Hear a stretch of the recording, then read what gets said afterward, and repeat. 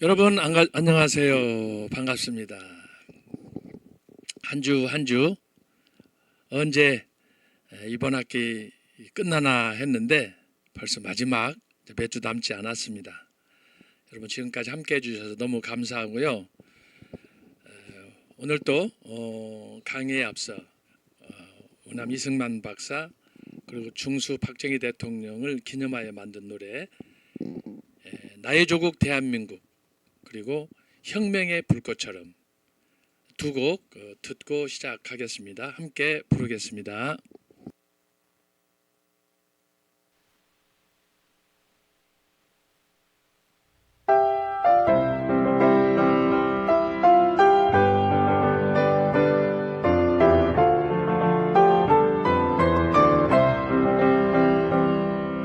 백척한 도민족 운명 어깨 메고 열강들의 각축 속에 독립을 이뤘네. 자유민주 시장 경제 동맹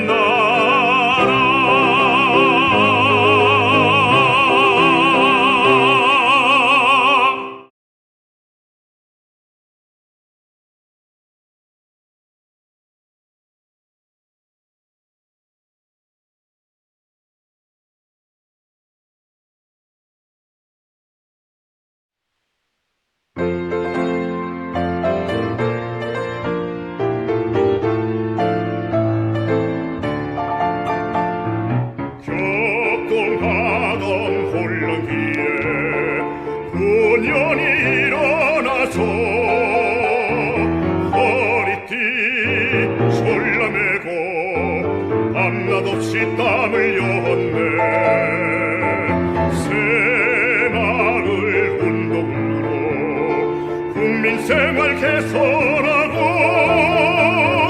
산업을 발전시켜 한강 기적 이룩했네. 한평생을 조국 위해 목숨 바쳐 충성하고 역사 속에 보고 강경 찬란히 이룩했네. 오늘은 세계로 내일은 미래로 한겨레의 민족혼을 세계 속에 휘날려라.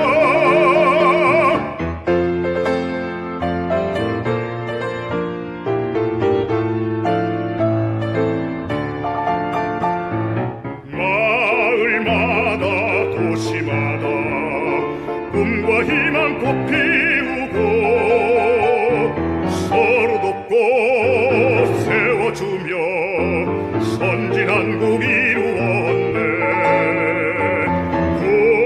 국방을 강화하여 자유평화 드높이고 온 땅의 혁명의 뜻 불꽃처럼 펼치었네. 한평생을 조국 위해 목숨 바쳐 충성하고 역사 속에 보고 강경 찬란히 이룩했네. 오늘은 세계로 내일은 미래로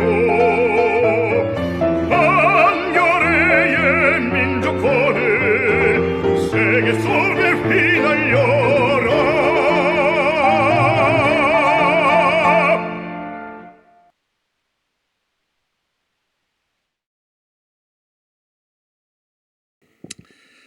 예, 잘 감상하신 줄 압니다.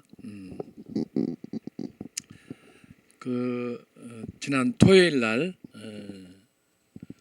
5월 17일, 금요일 날이 5.16 박정희 대통령 군사혁명이 있던 날인데요.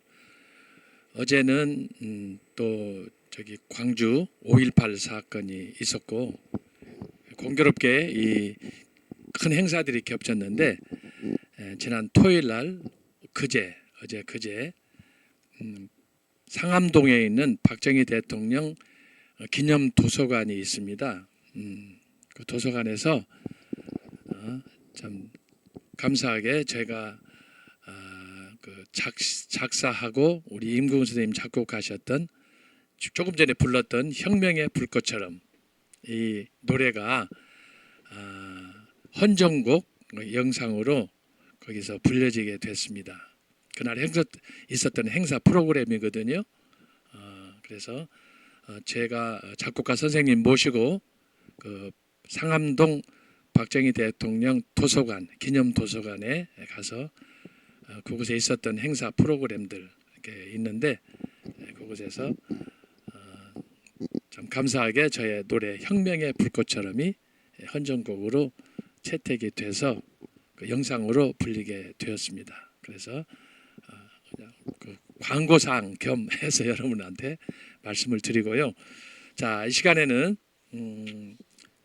제가 또 지난 주말에는 굉장히 좀 바빴어요. 오랜만에 부산 송정 해수욕장을 가게 됐는데 뭐 이 날씨에 무슨 해수욕장이냐 그럴 텐데 제가 간간히 말씀드렸습니다마는 그 신앙촌 전도관으로 보통 알고 있는데 그 전도관 신앙촌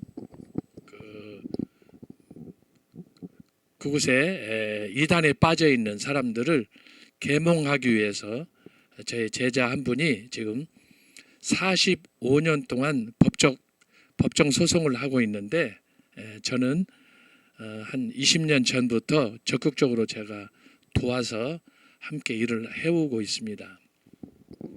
특별히 그 이단 척결을 위해서 제가 하는 일은 우리 제자 그 목사님이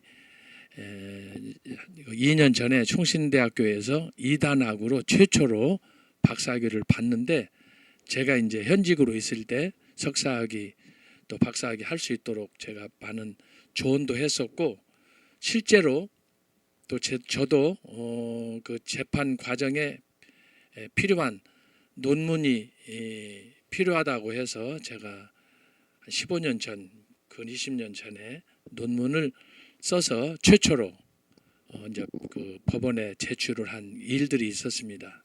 그래서 우리 제자하고 저하고는 지금은 뗄래야 뗄 수 없는 관계인데 그 신앙전 법적 소송이 지금 막바지에 와 있어서 지난 주말에 제가 부산 1박 2일로 다녀왔습니다. 오늘 또 이제 강의 끝나면 저녁에 이제 KTX로 다시 부산을 내려가게 될 텐데 어쨌든 그런 급박한 상황이 지금 진행되는데 그 송정 그 숙소가 송정 해수욕장에 있었습니다. 그래서 오랜만에 가서 아침 새벽에 산책하다가 제가 시를 한 수 또 준비를 했습니다. 그래서 오늘은 송정의 바다 이제 벌써 5월인데 한 2달 있으면 또 해수욕장 바다가 우리를 부를 거 아니겠습니까? 그래서 미리 가보는 송정 해수욕장 그래서 송정의 바다라는 제목으로 시를 준비를 했습니다. 함께 낭송하고 강의 시작하겠습니다. 송정의 바다. 오랜만에 찾은 부산 송정 해수욕장. 세월은 지났어도 바람과 바다와 모래는 옛 모습 그대로. 바람 따라 파도는 하얀 거품을 내뿜으며 철썩철썩 사르르 싸. 파도는 세월을 삼키며 고정된 음향으로 대연히 하늘 보며 나를 반기듯 노래하고 새벽 이른 시간 아직 바람은 쌀쌀한데 파도 소리 들으며 백사장을 걷는 사람들 해변가 벤치에 앉아 지난 날을 돌아보니 기적 같은 순간들 오늘 하루 복된 하루 주님의 은총 안에 모든 소원 이루기를 기도하겠습니다. 하나님 아버지 감사합니다. 하루하루 한 주 한 주 시간들이 벌써 계절의 여왕 5월이 되었습니다. 저희들은 계절의 여왕 5월을 맞았지만 오늘 우리가 직면한 현실은 한치 앞을 예측할 수 없는 격동의 시간들입니다. 이념 논쟁으로 또 체제 전쟁으로 우리가 이 급박한 상황을 어떻게 헤쳐나가야 될지 아버지 하나님 오늘 이 현실을 저희들이 예측하고 벌써 수년 동안 광화문에서 집회를 했습니다. 탄핵 반대 운동에 적극적으로 참여하며 헌재에서 한남동에서 광화문에서 땀 흘려 수고한 그 수고를 어떻게 우리가 다 말로 표현할 수가 있겠습니까? 하오나 주여 저희들이 지금 목도하고 있는 현실은 정말 절박한 대한민국이 이대로 가느냐 아니면 여기에서 몰락하느냐라는 기로에서 6월 3일 대통령 선거가 있습니다.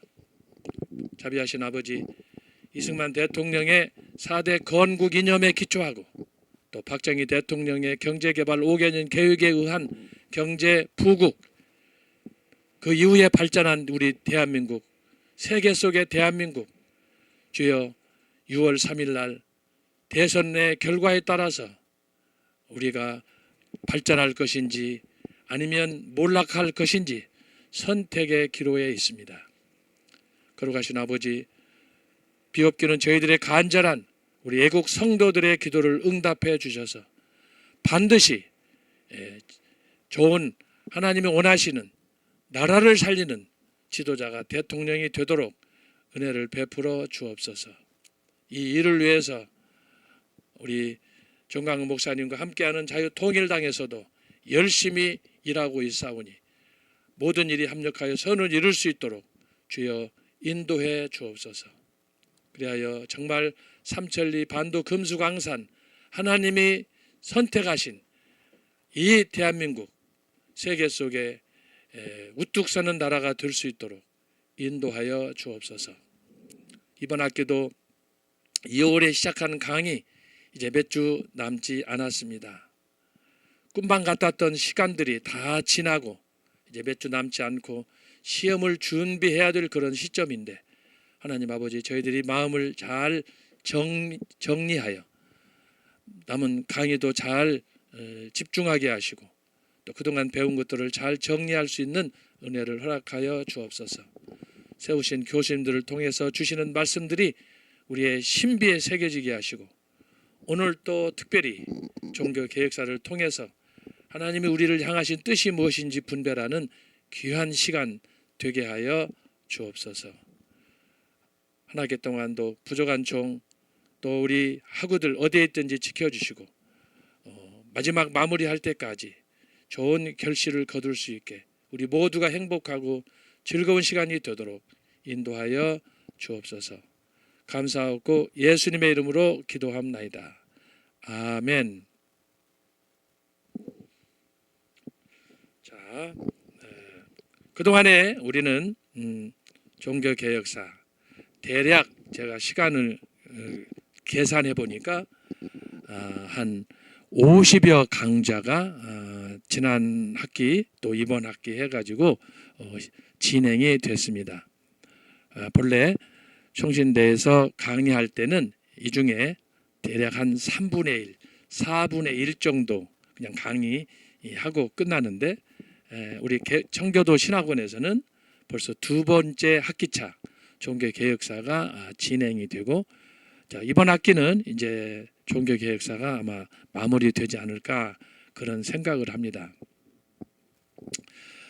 특별히 제가 종교개혁사에 대해서 이렇게 관심을 갖고 연구한 이유는 정광훈 목사님도 자주 말씀을 했습니다마는 지금은 제2의 제3의 종교개혁이 필요한 시대가 되기 때문에 그렇습니다.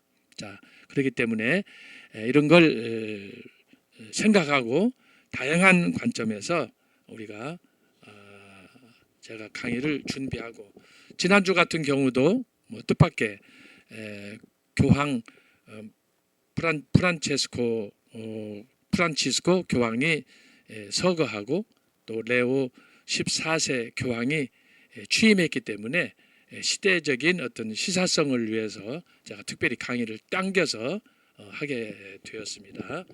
그렇게 하고 오늘은 이제 제세례파와 그 급진 종교 개혁에 대해서 우리가 살펴볼 텐데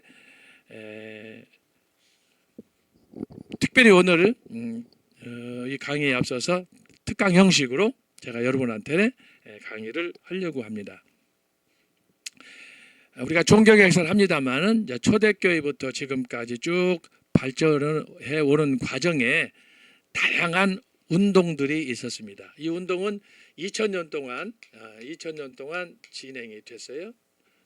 초대교회 때부터 예를 들어서 자, 초대교회다 그러면 제가 여러 번 반복했습니다만은 자,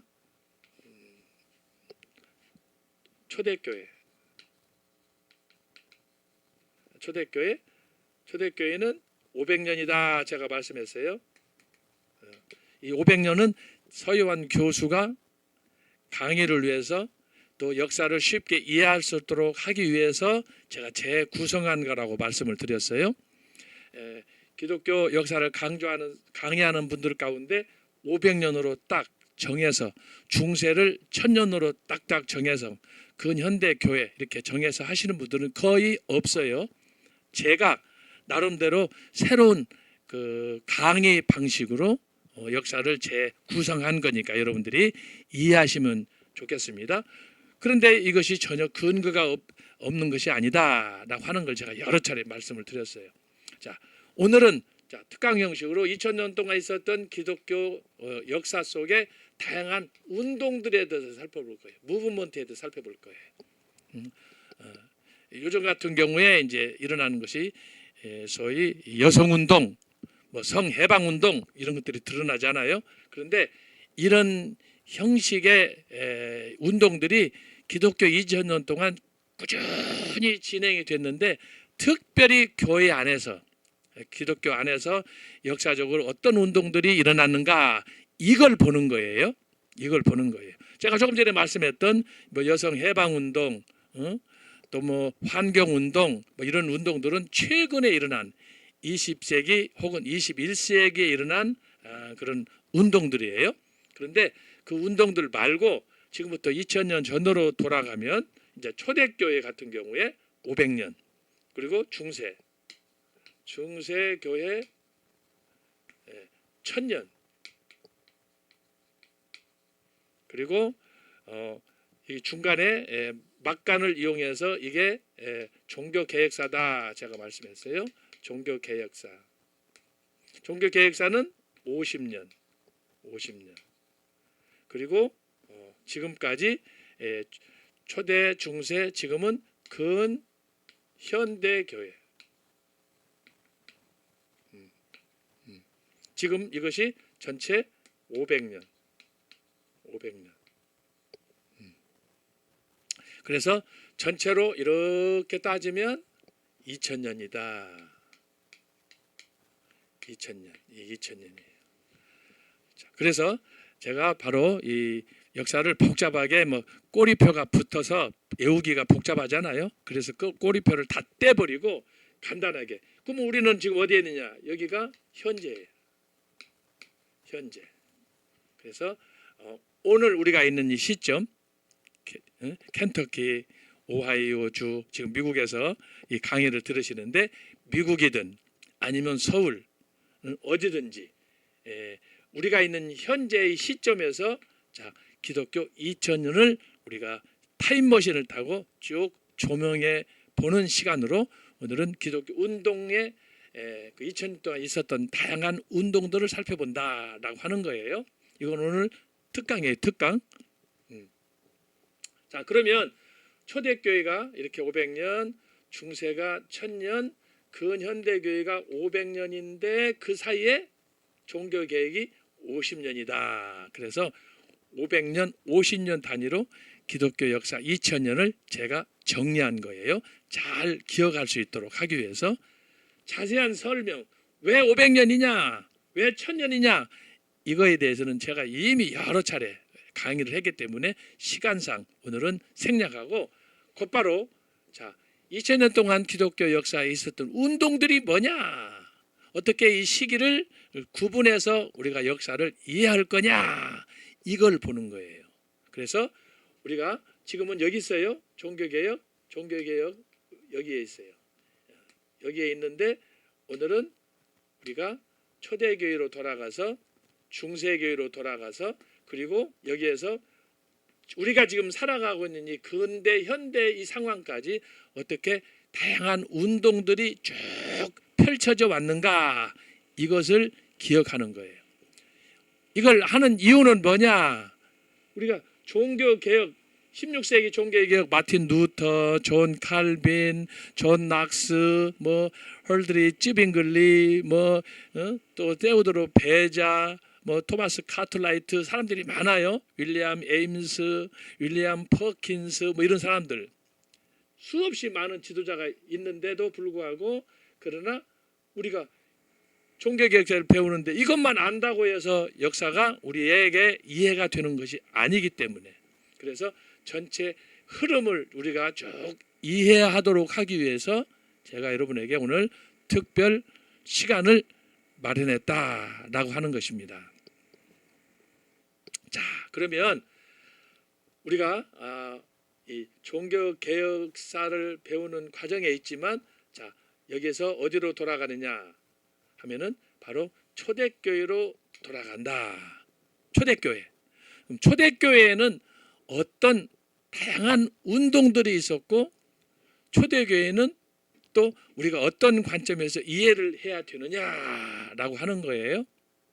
자, 초대교회 하게 되면은 우리가 기억하는 대로 본래 이 제가 쓴 책 초대교회사 책에 이게 다 제가 설명을 해 놓았어요.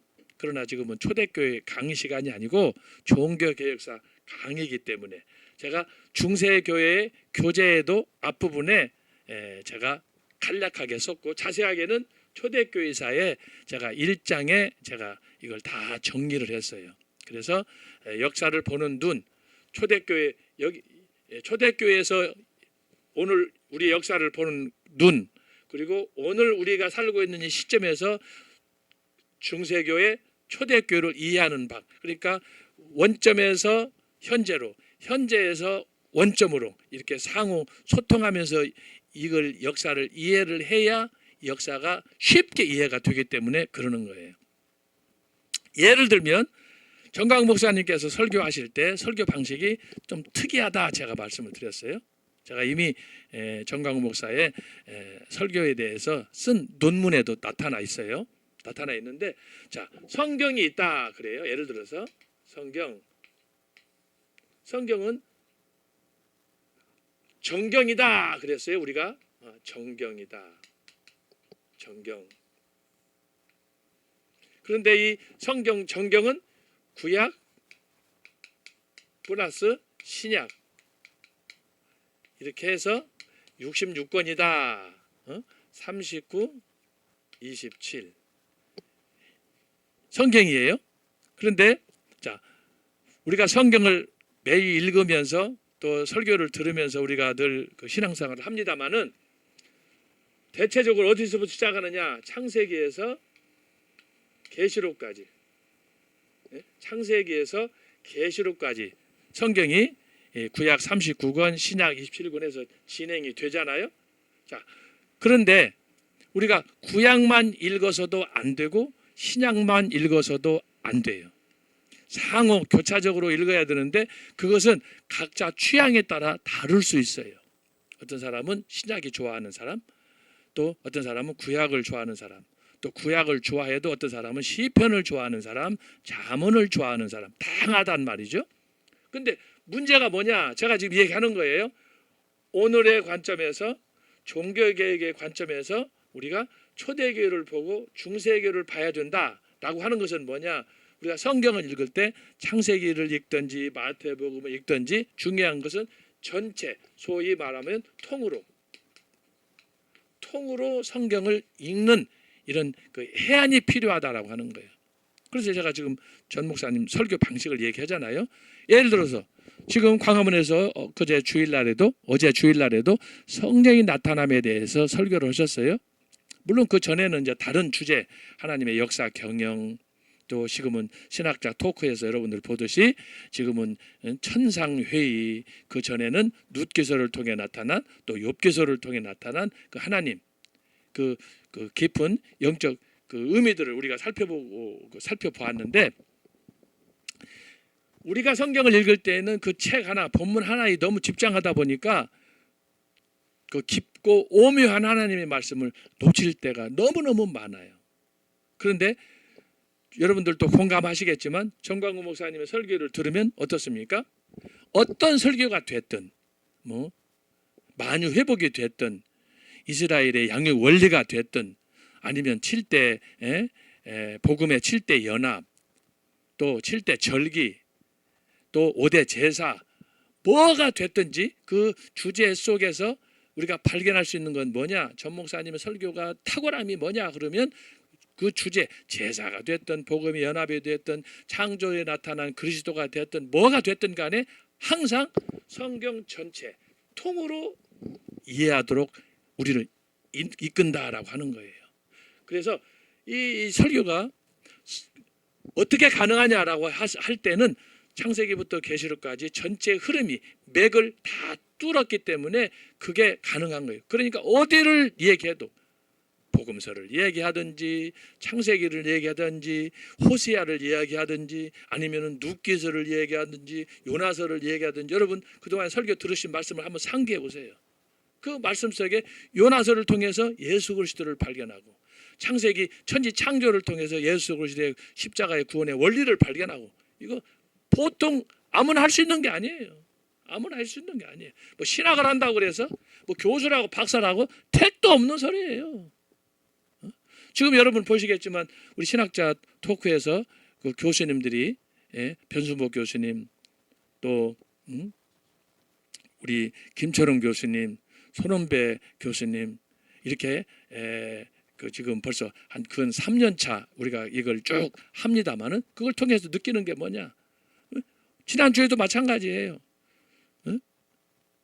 천상회의, 욥기서를 어떻게 천상회의 내 자로 그것을 꿰뚫을 수 있느냐?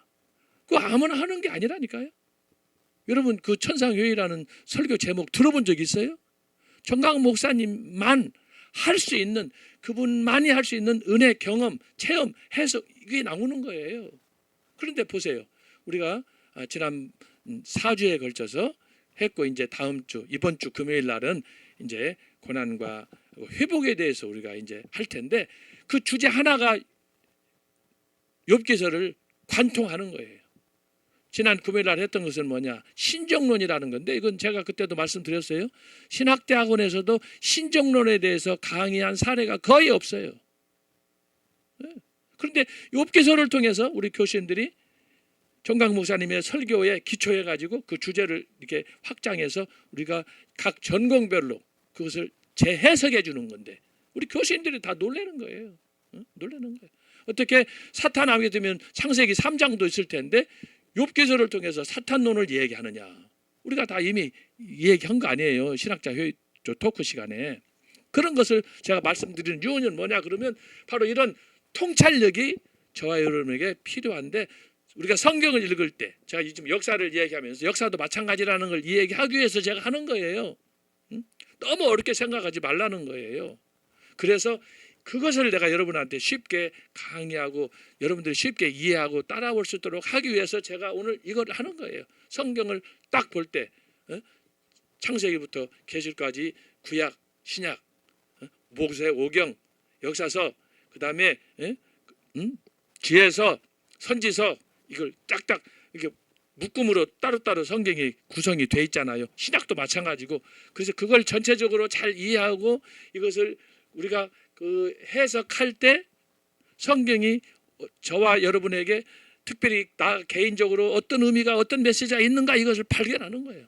그것을 중학교 3학년 때 또 고등학교 때 신학교 다닐 때 저 목사님이 기도해서 그걸 그 옛날에 70년대 이것을 깨달았다. 이건 보통 사건이 아닌 거예요. 저는 개인적으로 다메섹에서 사울이 바울 되는 역사가 삼각산에서 정광훈 목사님에게 임했다. 그런 생각을 해요.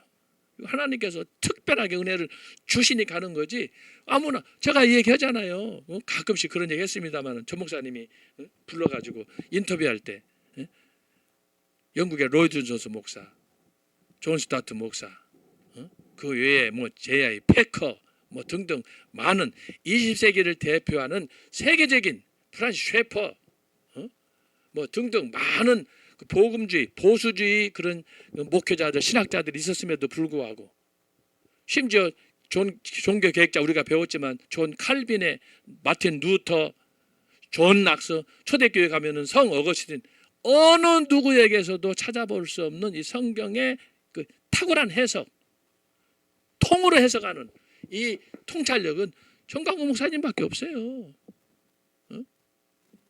전 목사님밖에 없어요. 그러니까 오늘 이것을 확인한 우리 교수님들이 신학자 토크에서 손은배 교수님도 50년 지기 친구 뭐 60년 지금 70이 넘었으니까 초등학교 때 중학교 때부터 다녔으니까 그건 60년 70년 동지 친구잖아요. 그런데 손은배 교수님 같은 경우도 놀라는 거예요. 학교 다닐 때는 손은배 교수님은 열심히 학구파로 공부하고 그랬는데 본인이 얘기하잖아요. 전 목사님 학교 공부에는 별로 관심이 없어. 그런데 그 어린 소년 시절에 하나님 말씀을 깨닫고 싶어서 알고 싶은 그 갈망에 열망이 사로잡혀가지고 학교 교과서 덮어놓고 기도원 가서 부흥회 가서 기도하면서 하나님 나에게 은혜를 주옵소서.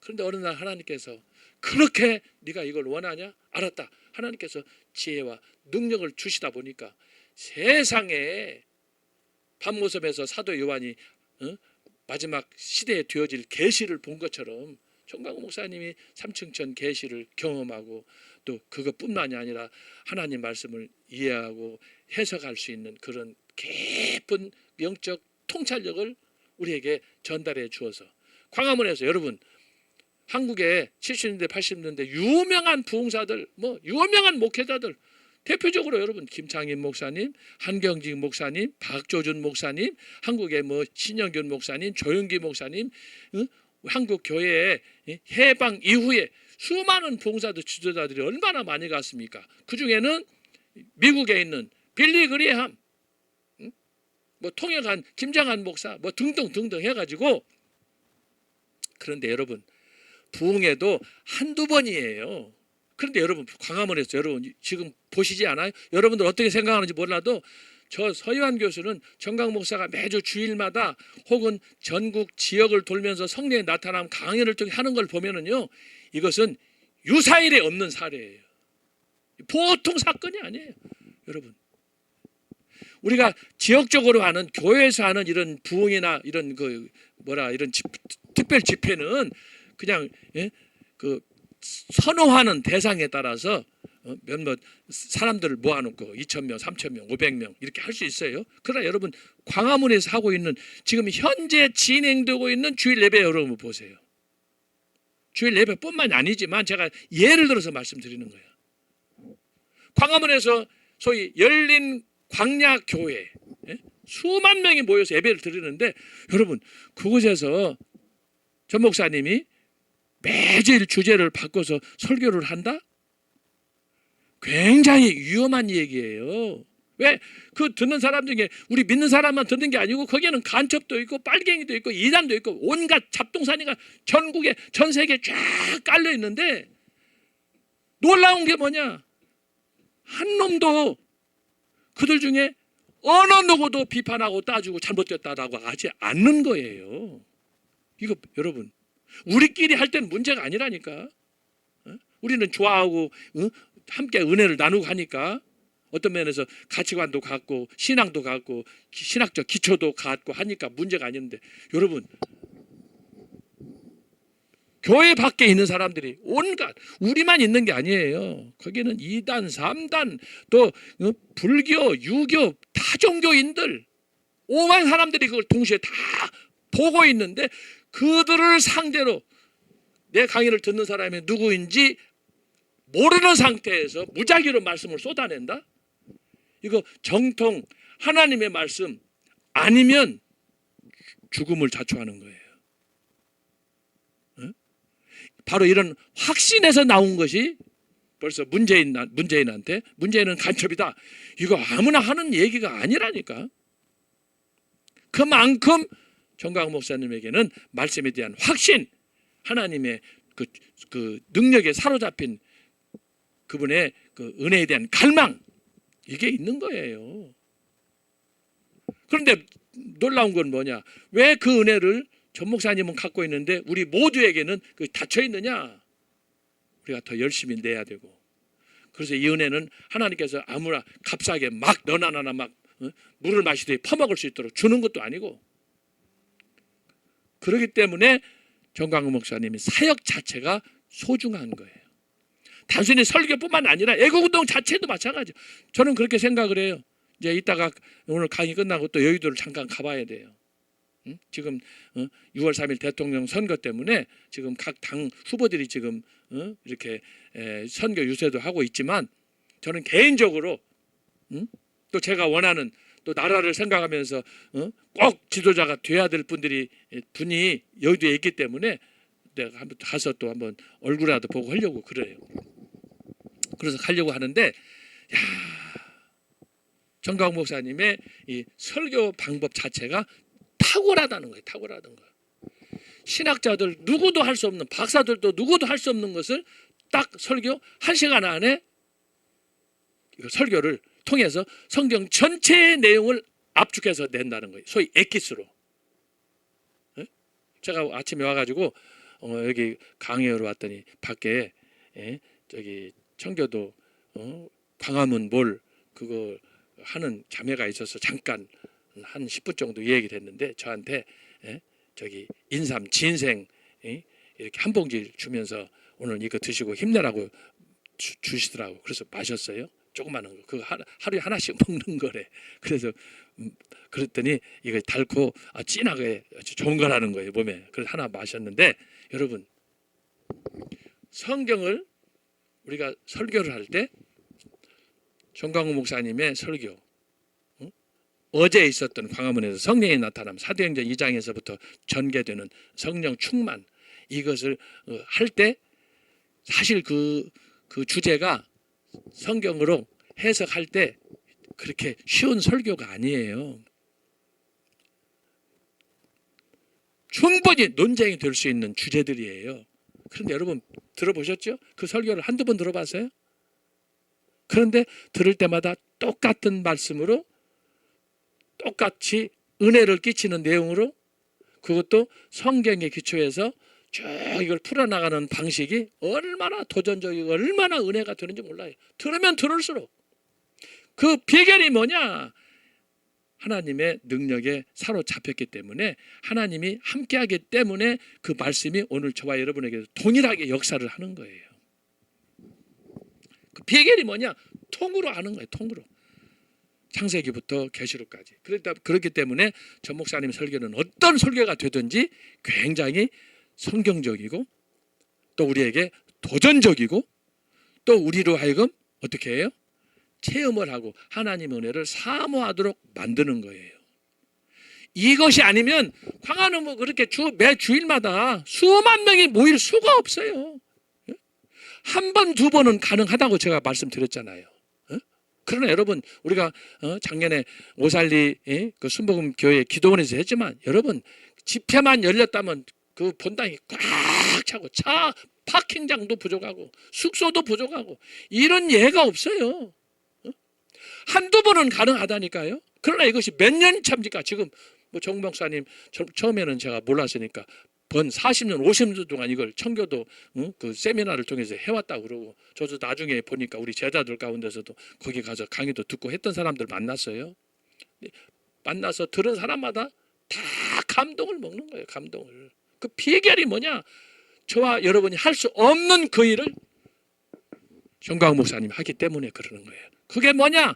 통으로 성경을 보기 때문에 창세기에서 계시록을 보고 계시록에서 창세기를 보고 그래서 성경 전체를 들락날락 하는 거예요. 막힘이 없이. 그러니까 그 안에서도 이제 엑기스를 뽑아. 제가 인삼 진생 얘기를 했습니다마는 7대 뭐예요? 절기, 5대 제사, 광야 40년 그 출애굽한 이후 가나안으로 들어가는 과정에서 이스라엘의 양육 원리 이 주제 제목 자체가 충격적인 거예요. 아무나 이 주제를 못 뽑아내는 거라니까. 이것은 기도하고 하나님의 말씀에 은혜를 사모하는 그런 마음이 있을 때 하나님이 지혜를 주기 때문에 그런 주제가 나오는 거예요. 여러분 혹시라도 목회자들 계시면 설교라는 거 이렇게 단순하게 생각하면 안 돼요. 나만의 설교로 내가 받은 은혜를 오늘 성도들에게 말씀을 주겠다라고 했을 때는 제목이 같을 수도 있지만 그러나 내용은 다른 거예요. 하나님이 주시는 은혜가 다르기 때문에 그런 거예요. 그래서 이런 은혜는 하나님께서 다양하게 모든 사람에게 원하는 대로 주시지만 같지는 않은 거예요.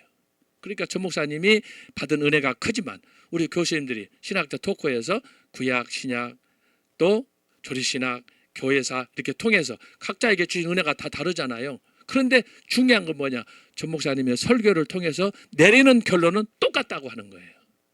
이게 기가 막 이게 우리가 교수님들이 다 놀래 자빠지는 거예요. 놀래 자빠지는. 그것은 바로 성경을 바로 구약에서 신약으로부터 66권을 창세기부터 계시록까지 이해하는 이 영안이 열렸기 때문에 이 비밀을 전 목사님이 알기 때문에 무엇을 하든 모세오경을 하든 또 룻기를 하든 아니면 이사야를 하든 호세아를 하든 요나를 하든 이사야를 하든 복음서를 하든 작년에는 요한복음 1장부터 요한복음 21장까지를 광화문에서 매주일 쫙 설교하셨잖아요.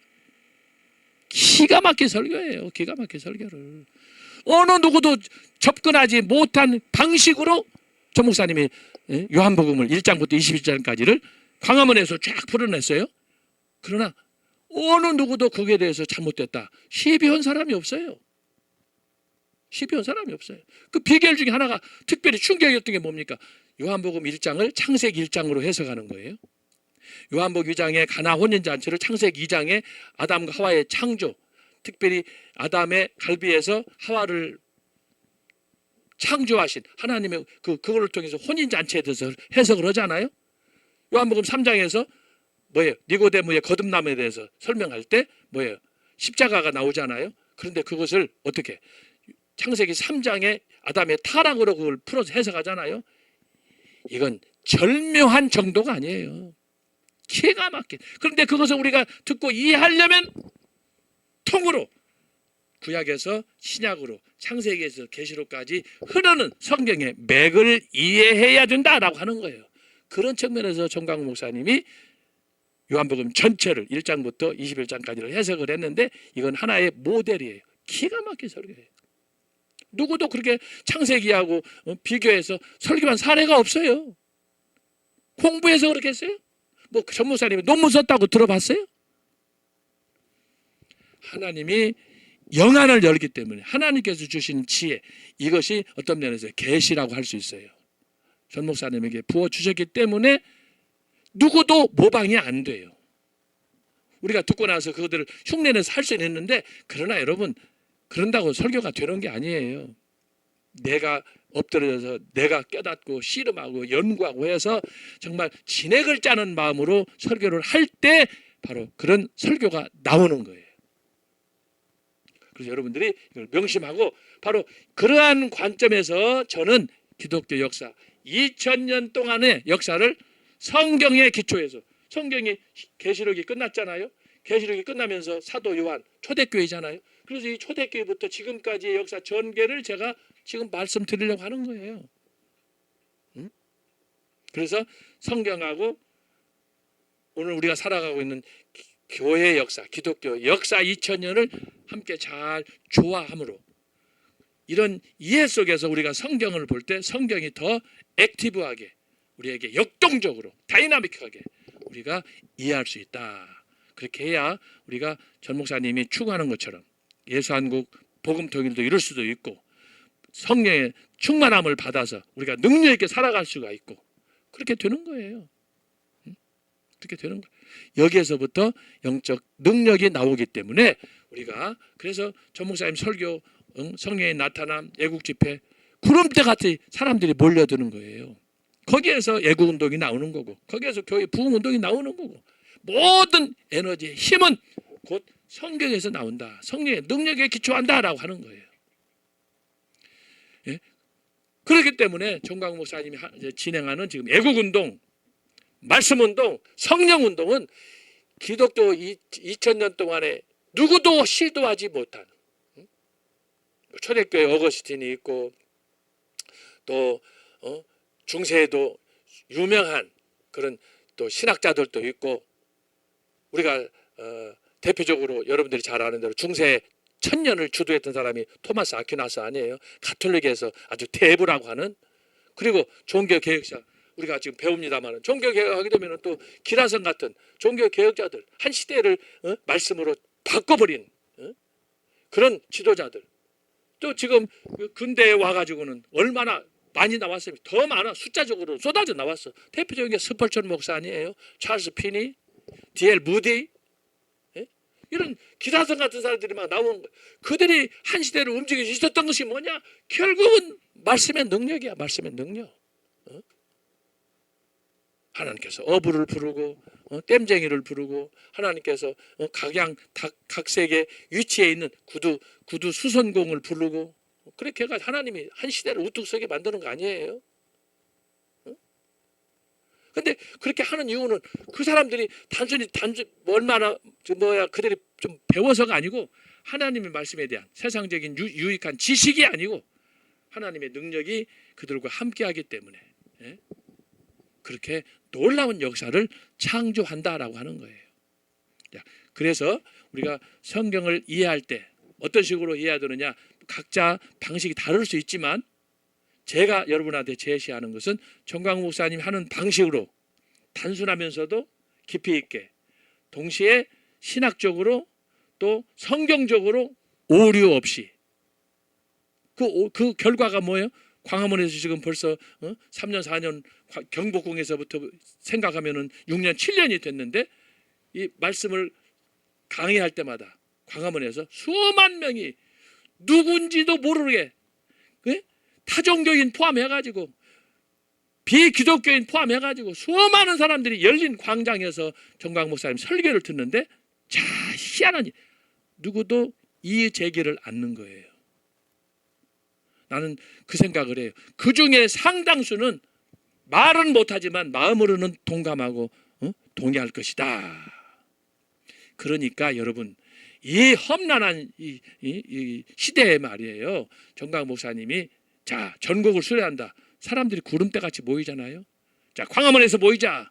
광화문에 여러분 몇 명이나 모을 수 있어요? 여러분이 거기서 연설한다고 하면 몇 명이나 올 것 같아요? 에? 지금까지 역대 누구도 하지 못한 그 일을 한 개인의 목사로서 정광 목사가, 그것도 한 해 두 해도 아니고 지금 현재 7년 동안을 매 주말마다, 여러분 투자되는 돈, 투자되는 인력, 상상 한번 해보세요. 상상. 그래서 우리 교수님들이 정광 목사님은 하나님이 특별히 선택하여 이대를 위해서 보낸 선지자다, 그렇게 말하는 거예요. 이거 아무나 못하는 거예요. 미국에 있습니까? 영국에 있습니까? 어디도 이런 사례는 찾아볼 수가 없어요. 그래서 여러분이 그거에 대해서 감사하고, 정광 목사님 말씀하시는 말씀을 잘 듣고, 애국이면 애국, 말씀이면 말씀, 거기에 우리가 집중해가지고 우리가 힘쓰고 애써서 우리가 도와줘야 될 줄로 믿습니다. 그래서 제가 오늘 기독교 2000년 역사를 살피는 가운데 정광 목사님이 진행하는 애국운동, 말씀운동, 성령운동은 역사상 유례가 없는 거예요. 기독교 2000년 역사 동안에 정광 목사님 같이 애국운동을 이렇게 열렬하게 한 사례가 거의 없어요. 어쩌다 이제 18세기 같은 경우에 이제 미국에서는 그 대각성운동, 영국에서는 웨슬리를 통해서 일어났던 대부흥운동, 이렇게 일어나서 활동을 했지만, 이렇게 매주 주말마다 모여서 나라를 살리기 위해서 애국운동을 전개하면서 말씀을 하고, 웨슬리도 못했던 거예요. 미국의 조나단 에드워드도 이렇게까지 안 했어요. 그런데 정광훈 목사님을 통해서 오늘 특별히 이 시대에, 우리가 살고 있는 이 시대에 저와 여러분을 위해서 하나님이 보내셨다, 준비하셨다, 이 자체가 감사할 일이라 이 말이에요. 저는 얼마나 감사한지 몰라요. 제가 여러분 얘기했잖아요. 중신대에서 강의하고 그냥 조용히 은퇴하고 교수하면서 월급이나 받아먹고 살고, 그렇게 지난 세월을 보냈는데, 제가 얘기한 것처럼 우리 김양주 박사님이 그렇게 저를 설득을 한 거야. 서 교수님, 나랑 꼭 갈 데 있습니다. 어디를 갑니까? 묻지 말고 따라오세요. 따라오세요. 그래가지고 얼마나 저를 꼬셨는지. 김양주 교수님하고 저하고 지금 근 한 30년 지기예요. 한참 형님 같은 분인데 그 얘기를 부탁을 하길래 알았습니다. 그러면 오늘을 한번 만나서 갑시다. 그랬더니 어느 날 그러더라고. 동대문으로 나오라는 거예요. 알았습니다. 왜 동대문 나옵니까? 그랬더니 동대문으로 무조건 나오래. 동대문에 나갔더니 또 지하철을 타고 동묘 가가지고 또 전차를 바꿔 타. 그러더니 여러분, 어떻게 지하철 이름이 돌고지입니까? 나는 그 우리 말로도 돌고지 말이 잘 이해가 안 돼. 그래서 내려가지고 따라서 갔더니 언덕배기로 쭉 올라가는데, 보니까 그렇게 매스컴에서 시끄럽게 했던 그 교회, 사랑제일교회가 보이는 거예요. 언덕배기에. 네? 그래서 그 교회에 들어갔더니, 그 당회장실에 들어갔더니 다른 모임을 하시는 중이라 그런지 안 계시더라고. 그래서 김양주 박사님하고 저하고 거기 앉아서 차 한잔하고 있는데 이제 전 목사님이 나오셔가지고 그래서 인사를 한 거예요. 인사를 하고 나서 주고받고 그랬더니 청교도 운동을 하시고 또 이렇게 말씀 운동도 하시고 애구 운동도 하시고 이제 김양주 박사님이 이제 대신해서 설명을 해주고 또 내 소개도 하고 그렇게 해서 인연이 된 거예요. 그래서 우리 김양주 박사님하고 저하고는 참 오랜 그런 가까운 사이인데 그렇게 저를 간절한 마음으로 설득해 가지고 시작됐던 그의 만남이 그 이후 지금까지 제가 가만히 지난 날을 돌이켜 보니까 얼마나 감사한지 몰라요. 그렇게 간청하고 이렇게 하는 것도 아무나 합니까 여러분? 한두 번이지. 근데 김양주 교수님이 저하고는 그렇게 아주 가깝게 오랫동안 지내다 보니까 친분 관계도 또 신학도 같은 개혁주의 신학이고 모든 것들이 이렇게 같은 그 환경 속에서 구축이 됐기 때문에 그래서 이심전심으로 잘 통하니까 그래서 이제 제가 정광 목사님 만나서 교제하다가 그랬더니 정광 목사님 어느 날 전화가 와서 서 교수님 한번 만납시다. 그래서 만나가지고 그래서 이제 이게 결정적인 계기가 된 게 워커힐에서 부흥사 2,000명을 모아놓고 부흥사들한테 정광 목사님의 설교에 대해서 한번 평가를 해달라. 그렇게 시작된 거예요. 그런데 여러분 어떻게 저희가 평생 동안 신학자로서 신학 논문 쓰고 학문적으로 연구한 이런 교수가 이 개인 부흥사의 설교 책도 있는 것도 아니야. 아무것도 없어. 그런데 어떻게 그것을 설교를 영상으로 있는 걸 듣고 그것을 설교를 평가를 합니까? 이거 있을 수 없는 거 아니에요? 15분 정도 거기서 워커힐에서 한번 해주시라는 거야. 그래서 15분? 15분이면 내가 뭘 할까 고민했어요. 여러분 15분이면 설교할 때는 긴데 15분 그런 특강 시간들은 시작하면 금방 15분 지나. 금방 몇 마디 말도 못해. 그래가지고 그 부탁을 하시길래 알았습니다. 그러면 내가 15분 내가 특강 준비하겠습니다. 집에 와가지고 가만 생각해 보니까 내가 전 목사님을 잘 몰라. 몇 번 만나긴 했어도. 그런데 저한테 정광 목사님의 설교에 대해서 한번 말씀해달라. 그래가지고 이제 그 영상을 듣고 또 자료를 모아가지고 이렇게 강의 15분짜리를 몇 마디 준비하려고 하다 보니까 제 마음속에 강력하게 아니 그럴 바에는 내가 논문을 써버려야지. 그래가지고 그 부탁받은 지가 한 2주, 3주밖에 안 됐는데 잠을 안 자고 자료를 모아가지고 그래가지고 논문을 썼어요. 그래가지고 한국 교회에서 정광훈 목사님이 어떻게 해서 경복궁에서 어떻게 광화문에서 새로운 시대를 열었는가 하는 걸 제가 역사를 만들어가지고 그래서 쫙 써서 설교가 뭔가 거기에 내용까지 해서 쭉 쓴 거예요. 그래서 논문이 70페이지가 나온 거예요. 그래서 내가 정광 목사님의 설교 평가해가지고 나온 것은 정 목사님의 관련된 논문 최초로 내가 쓴 거 아닙니까? 그걸 쓰면서 내가 느낀 게 뭐냐? 이거예요, 이거. 성경을 이야기하는데 재밌는 거 뭐냐? 정광 목사님은 백과사전이 들어있어요. 설교학 시간에 그 논문에서 쓴 얘기예요. 성경을 통으로 봐. 창세기부터 계시록까지 이걸 쭉 쓰는데 그의 신학은 개혁주의야. 개혁주의란 뭐냐? 보수신학이라는 거예요. 자유주의 신학을 찾아볼 수 없어. 자유주의 신학은 전 목사님 설교 때 생각의 3대 통로나 만유회복이나 뭐 이런저런 설교 때 수없이 말씀하셨지만은 철저하게 성경의 계시, 철저하게 성경의 영감, 하나님의 말씀, 주권. 엊그저께도 설교하실 때 그러잖아요. 특히 지금 천상 회복 욥기서 할 때도 그러잖아요. 하나님의 사역은 크게 세 가지다. 하나님의 창조와 섭리와 통치다 그러시잖아요. 우리 교수들이 다 듣고 다 은혜를 받았어요 이미. 예? 그냥 단순한 지식으로 하는 게 아니에요. 교수들이 박사들이 하는 그런 단순한 그 학문적인 얘기가 아니에요. 그 이상 뛰어넘는 거야. 그게 능력인 거야. 그게 능력. 그게 전 목사님이 다른 사람하고 비교할 수 없는 그만 가진 능력인 거예요. 그런 능력은 존 스타트도 없어, 로이즈도 없어, 어거스틴도 없어, 칼빈도 없어, 개혁자들도 없어요. 그래서 제가 전 목사님을 돕기로 나서서 지금 벌써 몇 년째 이걸 하고 있는데 제가 논문에 쓴 거예요. 야, 진짜 놀라울 정도가 아니야. 설교가 한 편, 두 편 많이 점수를 줘서 한 5편, 10편은 그럴 수 있어요. 그런데 여러분 종강 목사님 말씀표에 보면은 설교가 100편이 나와 있는데 그동안에 천상회의라든지 또 뭐 욥기 저기 요나서라든지 이런 것들은 그 말씀표에 없는 내용이에요.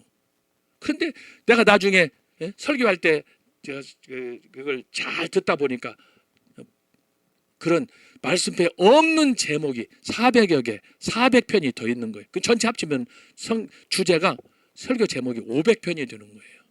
그러면 여러분 이거 보통 일이 아니에요.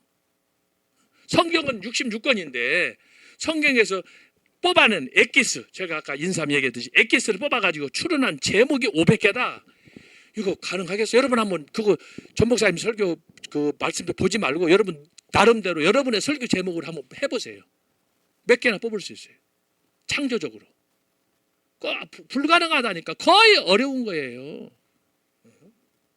그래서 제가 강조하는 게 단순히 제 강의를 들어도 강의에 너무 집중하지 말라고 그러는 거 아니에요. 설교도 마찬가지예요. 그래서 여러분들이 개인적으로 말씀을 연구하고 학문적으로 연구하되 하나님이 나에게 주신 은사가 뭔가 그걸 집중적으로 찾고 기도하고 매달리는 거예요. 전 목사님 그렇게 해서 얻었잖아요. 그렇게 해서 응답 받았잖아요. 근데 왜 우리는 전 목사님만 나도 저렇게 됐으면 좋겠다라고 생각하고 왜 노력을 하지 않는 거예요. 혹 저와 여러분이 깨달은 말씀이 전 목사님과 같지 않을 수 있어요. 왜? 하나님 은사가 다양하기 때문에. 제가 여러분 말씀하잖아요. 전 목사님이 말씀을 그렇게 막 쏟아내고 영적인 해석으로 광화문에서 막 하지만 이분은 또 그렇게 설교 시간에 말씀을 쏟아내는 은사는 탁월한데 편안하게 앉아서 그걸 학문적으로 쭉 쓰는 또 은사는 또 없어요. 이게 하나님이 주신 은사예요. 그런데 전 목사님이 그런 은사는 없는데 변수복 교수님, 김철웅 교수님, 손은배 교수님, 지금 손은배 교수님도 좀 제 3탄 지금 책을 지금 쓰고 계시더라고요. 또 이분들은 은사가 뭐냐? 글 쓰는 게 은사야. 교수고 학자이기 때문에. 전 목사님은 부흥사라 그런 것도 없어. 그런데 말씀에 대해서는 끝내주는 거예요. 끝내주는 거예요. 그런데 우리 교수님들이 글을 쓰고 논문을 쓰고 합니다마는 제가 얻은 결론은 뭐냐? 가장 좋은 것은 조리신학도 아니고 교회사도 아니고 신약도 구약도 아니에요.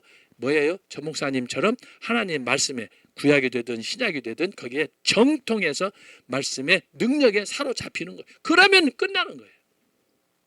제 말이 맞아요? 틀려요? 그거 하나면 끝나는 거예요.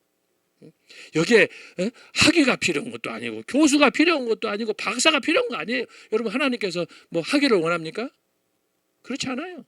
다만 오늘같이 이제 청교도 신학원에서 강의할 때 필요한 도구로서 이제 이렇게 우리가 교수다, 박사다, 학자다 그러는 거지 설교할 때 능력은 그 직분이나 학위가 주는 것은 아니에요. 여러분 그걸 잘 기억하실 수 있기를 바랍니다. 그래서 정광훈 목사님이 하시는 그 일 중에 수많은 사람들이 무작위로 광화문에서 찬송하면서 말씀 들으면서 하고 그러는데 야 여러분 벌써 몇 년째입니까? 그런데 설교가 잘못됐다. 거기에 대해서 이의 제기한 사람이 거의 없어. 거의 없어요. 아예 없어요. 아예 없어. 제가 말씀하잖아요. 공개된 장소에서 설교하는 것처럼 위험한 것이 없어요. 왜? 전부 널려있는 게 이단이고 원수들이기 때문에. 특히 요즘 같은 경우에 정치적으로 체제 논쟁에 의해서 지금 대립하고 이념적으로 갈등하고 이런 때일수록 여러분 숨어있는 눈들이 얼마나 많습니까? 수천 개 수만 개가 정광훈 목사를 지금 노려보고 있어요. 북한에서 지령을 내리잖아요. 북한 새끼들 빨갱이들도 그 정도로 지금 주목받고 있어요. 그런데 공개된 장소에서 설교를 한다. 이거 빨갱이들이 북한에서 안 듣겠습니까? 다 도청하고 다 듣지? 그러나 설교에 대해서만큼은 한 놈도 누구도 이의를 제기하지 않는 거예요. 이게 보통 능력이 아니라고 하는 거예요. 여기는 그렇게 전 목사님이 자유주의 신학에 대해서 세속주의에 대해서 비판하고 해도 한 놈도 이의를 제기하지 않아. 왜? 맞는 얘기니까 그러는 거예요. 저도 강의할 때 그러잖아요. 제가 여러 번 얘기하잖아요. 교단 얘기도 하고 신학 얘기도 제가 하잖아요. 어? 그러나 제가 하는 얘기는 특별히 어떤 편견이 있어서가 아니라 제가 믿는 바 성경에 기초한 신학에 기초해서 정통 신학에 기초해서 평가하기 때문에 자유주의, 세속주의, 문서설 이런 거 얘기해도 사실이기 때문에 그런 거예요. 사실이기 때문에 현재 한국 교회 신학교에서 벌어지고 있는 일이기 때문에. 지난번에 우리가 단적으로 한 예가 뭐예요? 탄핵 비판, 계엄 지지해가지고 각 신학대학으로 또 교단에서 성명서 발표할 때 보세요.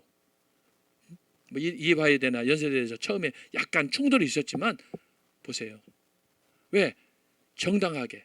지금은 체제 전쟁이기 때문에 이거 아니면은 나라가 망하기 때문에 결국은 이것이 이제 6월 3일 날 대통령 선거로 이제 이어지게 됐지만 어쨌든 이런 시점에서 저와 여러분이 정신을 바짝 차리고 제가 어제도 집 근처 산책하고 있는데 한 분 지나가다가 어떻게 나를 알아보고 교수님 다 이렇게 얘기하는데 요즘 그만큼 어려워요. 어려워. 그래서 여러분이 정신 차려서 제일 중요한 건 뭐냐? 하나님의 말씀에 저와 여러분이 능력을 입는 거예요. 다른 거 없어요. 영의 양식 생명의 말씀을 우리 마음속에 꿀 송이보다도 더 달다 이런 능력으로 체험이 저와 여러분에게 다가와야 돼요. 그렇게 하려면은 정광 목사님의 방식대로 해야 돼. 통으로 읽는 거예요. 통으로. 응? 통으로 읽는 거예요. 그래서 성경을 하나님이 나에게 우리에게 주신 하나님의 선물이다. 그래서 이것을 늘 읽고 묵상함으로 인해서 창세기부터 계시록까지, 계시록에서 창세기까지, 그래서 이것을 전체적으로 이해할 수 있도록 늘 힘써야 됩니다. 이런 성경에 대한 그런 이해가 될 때 초대교회부터 중세교회, 종교개혁, 근현대, 기독교 역사, 2000년 역사도 우리가 그런 방식으로 이해할 수 있다.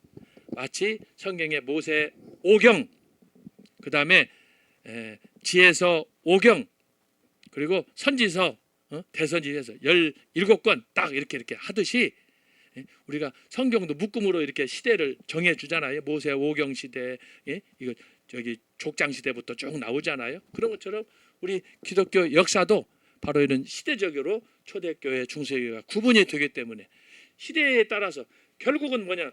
말씀에 대한 결론은 똑같아요. 말씀에 대한 결론은 뭐냐? 예수님께서 다시 오시면 새 예루살렘을 만드신다. 그때 예수 안에서 구원받은 그 당신의 의의 백성들을, 신부들을 다 이 시온산 새 예루살렘에 함께하여 그곳에서 영원토록 살게 하신다. 자, 성경에서 한 얘기, 기독교 역사가 보여주는 그 증거, 그것이 결론으로 가는 거예요. 이게 영원 무궁 아니에요. 영원 무궁. 영원. 그래서 제가 초대교회 때도 얘기하고 중세교회 때도 얘기하고 그래서 기독교 전체적인 도감도를 제가 여러분들한테 그려드렸잖아요. From eternity, 영원부터 to eternity, 영원까지. 영원까지.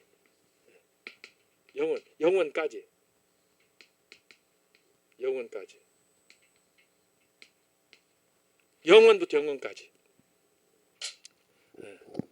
그래서 여러분이 이것을 잘 이해하고, 그래서 모든 기초는 뭐냐? 성경을 얼마나 내가 읽고 묵상하고 성경을 이해하느냐에 따라서 역사에 대한 이해도 그만큼 깊어지고 달라지는 거예요. 그래서 제가 여러분 기억나는지 모르겠어요. 한 4, 5주 전에 그 얘기했죠. 제가 여호수아를 교회에서 지금 3전차 강해를 하고 있는데 그걸 통해서 제가 뜻밖의 깨달은 것이 뭐냐? 애정론은 제비뽑기다라는 걸 깨달았어요. 그전에는 저는 존 칼빈 하면 애정론인 줄만 알았어요. 교수하면서. 그랬는데 교회에서 여호수아를 설교하고 여호수아를 강의하다가 특별히 여호수아 13장, 14장, 15장을 쭉 보니까 하나님께서 가나안 땅을 정복한 이후에 12지파에게, 야곱의 12아들들에게 지파를 따라서 땅을 분배하는데 보니까 그냥 하는 게 아니야. 너 여기 가지, 이게 아니야. 하나님은 철저하게 계획 속에서 제비를 뽑아가지고 불평 없이 공정하게, 제가 얘기했잖아요. 제비 뽑기의 원리는 비밀이 3가지라고 그랬잖아요. 제비 뽑기. 제비 뽑기를 뽑잖아요. 제비를 뽑으면은, 자, 제비 뽑기는 누구나 다 볼 수 있어야 돼. 투명해야 돼. 공정해야 돼. 그렇지 않아요? 그리고 그 두 번째는 뭐예요? 이걸 공정하게 뽑았기 때문에 그 결과가 어떻게 주어지든 간에 누구나 복종해야 돼. 책임을 져야 돼. 책임을. 뽑아놨는데 이거 다 싫어. 그러면 그 새끼는 이단이야. 그렇잖아요? 모두가 공동의 무언의 약속 속에서 제비를 뽑아가지고 투명하게 했는데 거기에 대해서 나는 싫다 그러면은 되겠어요? 안 되겠어요? 안 되는 거예요.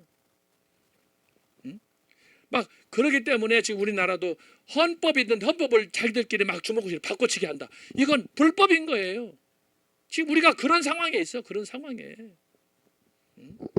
그러니까 우리가 바르게 하나님 말씀을 알게 되면은 성경을 통해서 깨닫는 건 뭐냐? 항상 정도로 가는 거예요. 정도로. 타협하지 않는 거예요. 그게 제비 뽑기야. 그걸 방지하기 위해서 공정하게 투명하게, 결과는 네가 책임져라. 그래서 책임이 따라가는 거예요. 공정하게 투명하게 책임을 갖고 하도록. 그것이 여호수아에 나타난 제비뽑기인데, 제비뽑기를 좀 더 신학적으로 봤더니 그게 애정론이더라라고 하는 거예요. 제가 그걸 깨달은 거예요. 그런데 나중에 보니까 여호수아만 그런 제비뽑기와 애정론이 있는 게 아니라 사실은 확대해 봤더니 창세기가 바로 애정론의 서문이더라, 이걸 내가 또 발견한 거예요. 그래서 제가 그랬잖아요. 칼빈의 애정론, 칼빈의 애정론, 그것만 그동안에 이 얘기를 했는데 나중에 보니까 성경이, 기독교 경전 성경이 애정론의 압축이더라 이거예요. 하나님께서 태초에 하나님이 천지를 창조하시니라, 창조하신 그분의 그 세계 자체가 이미 에베소서 1장 3절, 4절, 5절에 있는 것처럼 만세전에 하나님께서 딱 애정해 놓은 거예요. 그 애정은 제비뽑기예요. 우리가 알기 쉽게 제비뽑기로 나타나는 거예요. 자, 그런 비밀과 그런 신비함이 여기에 내포가 되어 있는 거예요. 그래서 우리가 성경에 대해서 깊이 이해할 수 있는 그런 그 영적인 능력을 저와 여러분이 갖는 것이 아주 소중해요. 다른 거 필요 없어요. 다른 거 필요 없어요.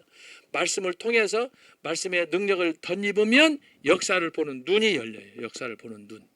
그러니까 단적인 예가 바로 정광훈 목사님 아닙니까? 제가 얘기했잖아요.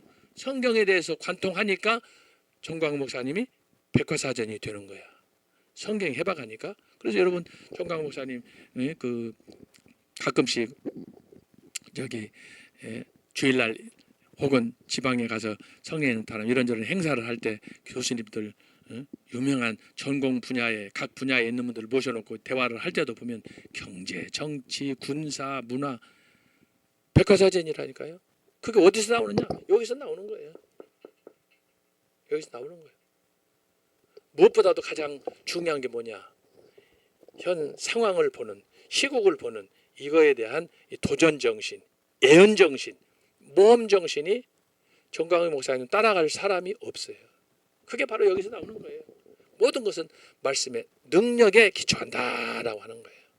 그래서 여러분이 힘써서 기도하고 힘써서 주님의 응답을 받는 이런 일을 해야 된다라고 하는 거예요. 제가 영국에 있으면서 유학하던 10년 동안에 유명한 교회도 가보고 유명한 목사님들도 만나보고 저하고 친분도 갖고 교수님들, 박사들 10년 동안 그렇게 지냈는데 또 책도 부지런히 많이 읽고 그랬어요. 특히 처음에 가서 닥터 마틴 로이드 존스가 설립한 런던 신학교에서 공부하는 동안에 그 학교는 학교 분위기가 다 청교도예요. 로이드 존스 목사가 청교도의 영향을 받아서 그 학교를 세웠어요. 그래서 거기는 그냥 학교 도서관이 전부 청교도 책으로 꽉 차 있어요. 그리고 로이드 존스 목사님이 목회하던 웨스트민스터 채플 그 옆에 가면은 그런 고전들만 모아놓은 또 도서관이 있어요. 청교도 도서관인데 거기는 정말 시내에 학교는 책이 몇 권 없잖아요. 근데 거기는 그 기념 도서관이 있는데 어마어마 1층, 2층으로 돼 있는데 책이 고서들로 꽉 도서관이 차 있어요. 마치 박물관 같은 도서관이야. 그런데 바로 로이 존스 목사님이 웨스트민스터에서 30년 목회하는 동안에 청교도들에 미쳐가지고 청교도들 연구하다가 그래서 조앤 오웬을 연구하고 그 다음에 또 청교도 중에 토마스 만톤을 연구하고 브룩스를 연구하고 토마스 십스도 연구하고 아까 말씀한 윌리엄 퍼킨스, 윌리엄 에임스 이런 사람들을 영국이 배출한 지도자들이에요. 자 청교자들이고 목회자들이고 그걸 윌리엄 로이 존스 목사가 연구해가지고 그래서 아직 영국 교회가 자유주의화돼 갈 때 세속주의가 되어갈 때 영국 교회를 살리는 방법은 내가 청교도 신앙으로 청교도 전통으로 돌아야 되겠다. 그래가지고 세운 게 런던 신학교예요.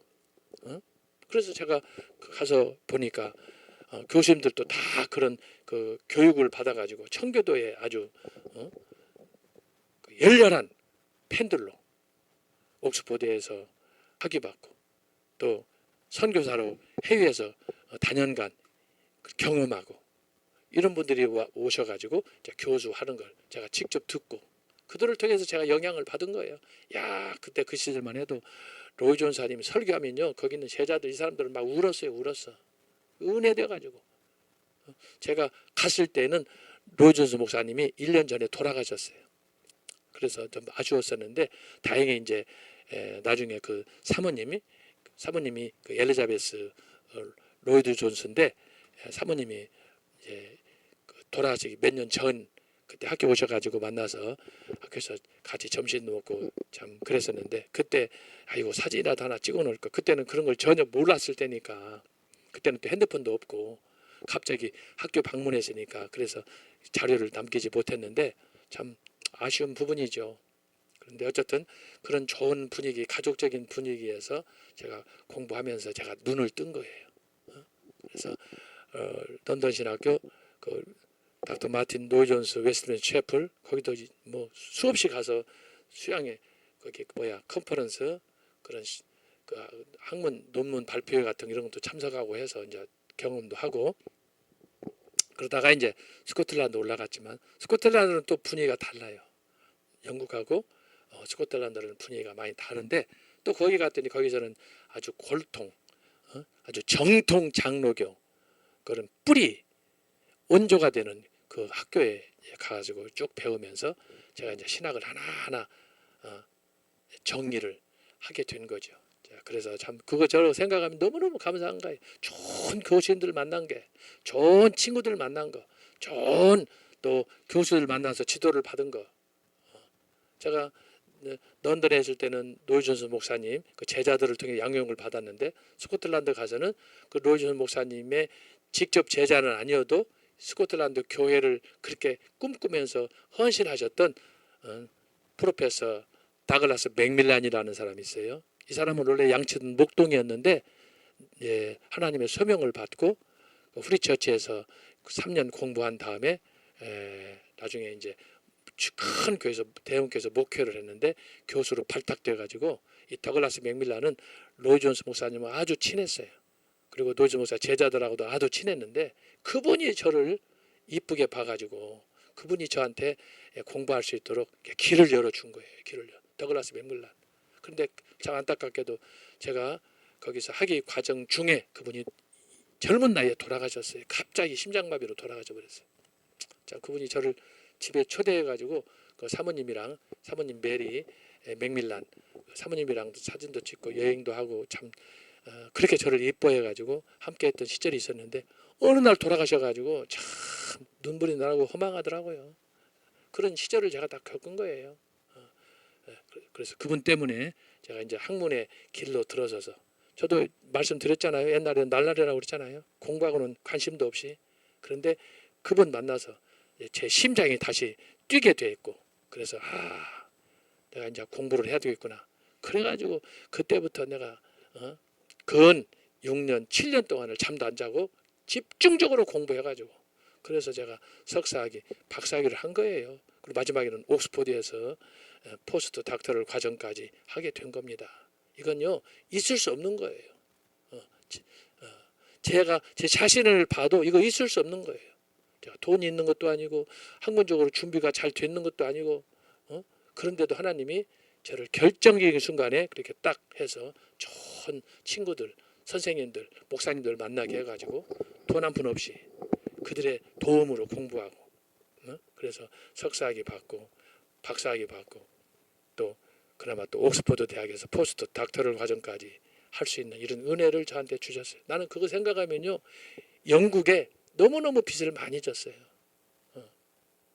영국에 너무 많이 빚을 지고 거기 있는 친구들, 교수님들 지금 생각하면은 너무너무 내가 어떻게 이 빚을 탕감해야 될지 모를 정도예요. 이제 제가 월드컵 때 2002년도에 귀국했다가 잠시 영국을 방문한 적이 있는데 이제 은퇴했으니까 만약에 이제 한번 영국을 방문하면 옛날 친구들 저하고 다윗과 요나단 같은 친구도 있고요. 진짜 정말 좋은 관계를 맺었던 그런 목사님들이 또 교수님들이 있기 때문에 이제 만약에 뭐 올해가 됐든 내년이 됐든 방문하면 마지막이 될지도 몰라요. 그런데 꼭 찾아뵙고 그들에게 고마움도 전하고 정말 그들에게 작지만 은혜에 보답할 수 있는 그런 기회가 됐으면 하는 마음이 제 마음속에 늘 있어요. 그래서 내가 영국 하면은 잊을 수 없어요. 내가 출석했던 교회들, 학교들, 친구들 그때는 젊었을 때 아니에요. 30대, 40대 때. 근데 지금은 벌써 나이 들어버려 가지고 할아버지가 되어버렸는데 그때 있던 친구들이 지금 아일랜드에서도 제일 큰 교회, 스코틀랜드 에든버러에서도 제일 큰 교회 담임 목사가 됐어요. 그래서 내가 이제 가면은 이제 그 친구들 다 만나서 참 그래도 따뜻하게 차라도 한잔 할 수 있는 그런 시간들을 가져야 되겠다라고 생각하고 있습니다. 어쨌든 제가 이렇게 제 얘기도 하게 됐는데 중요한 것은 역사 이해를 위해서 필요한 것이 뭐냐? 성경 이해가 필요하다. 어떤 이해가 필요하냐? 성경을 역사를 통으로 이해하는 능력이 필요하다. 모든 힘은 성경에서부터 시작된다라고 하는 거예요. 그래서 여러분들이 이렇게 하시고 자, 한 10분 쉬었다가 자, 초대교회, 중세교회 2000년 동안 진행됐던 다양한 기독교 운동들을 우리가 살펴보도록 하겠습니다. 10분 쉬겠습니다.